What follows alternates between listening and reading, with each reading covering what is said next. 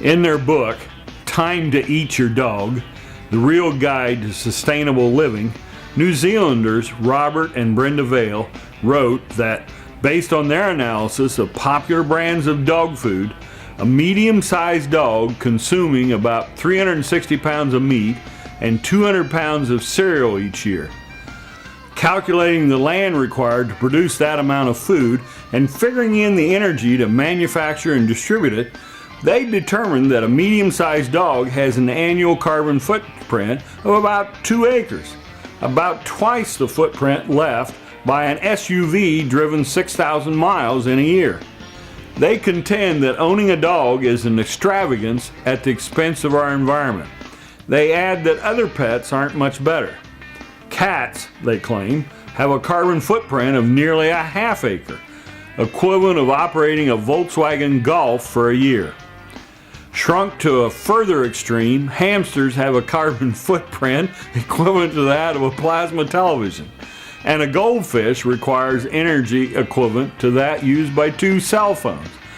Could owning several dogs, a few cats, and maybe a gerbil or 2 be equivalent to keeping a fleet of oil-burning, pedal-to-the-metal junker taxis on the road in Beijing? If we were to take a census of the cat population at our farm, it would be a wonder if there was room left in our carbon footprint for human food. My wife guards the dog and cat food bill at our home with greater care than most countries protect national security information, divulging it only on a need-to-know basis. Unfortunately, I'm not on her clearance list, according to her. Continuing on their extreme anti-pet, pro-environment kick, the Vales claim in their book that pets do more than tread heavily on the environment with their carbon footprint. They say that pets also devastate wildlife, spread diseases, and pollute waterways.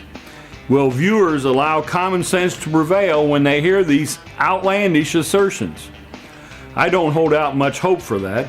That's because headline-grabbing, soundbite-rich activists and government leaders and organizations continually discombobulate the average citizen's understanding of scientific fact.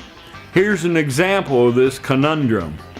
The United Nations Food and Agriculture Organization report would have you believe that cattle are responsible for 18% of the warming in this country.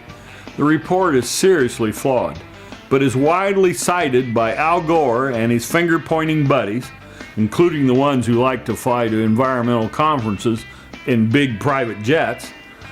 Current research suggests that cattle's global warming contribution more likely adds up to about 2% of the total.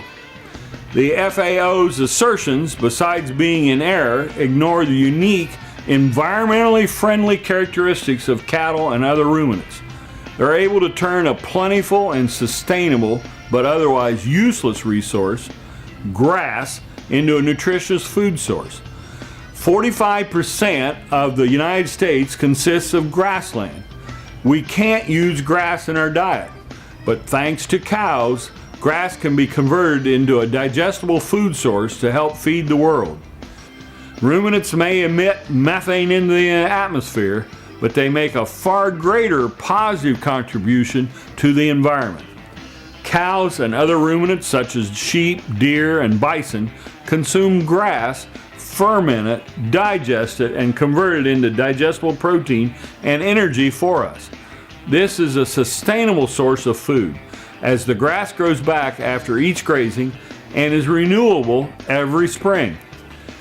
Dietary protein and energy as a credit, when balanced against the debit of methane release, tips the balance decisively towards a positive environmental contribution by cows and their ruminating cousins.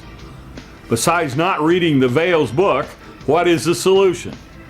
According to them, the answer is to either eliminate your dog or change its diet. Rather than eliminating the dog, I suggest feeding your dog fish heads, table scraps, dead animals, and roadkill that it drags up on the back step.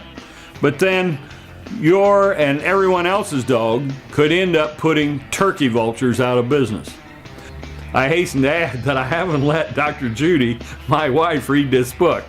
She would have been upset. She has spent her entire veterinary career promoting and sermonizing on how healthful nutrition will prevent many major illnesses in pets.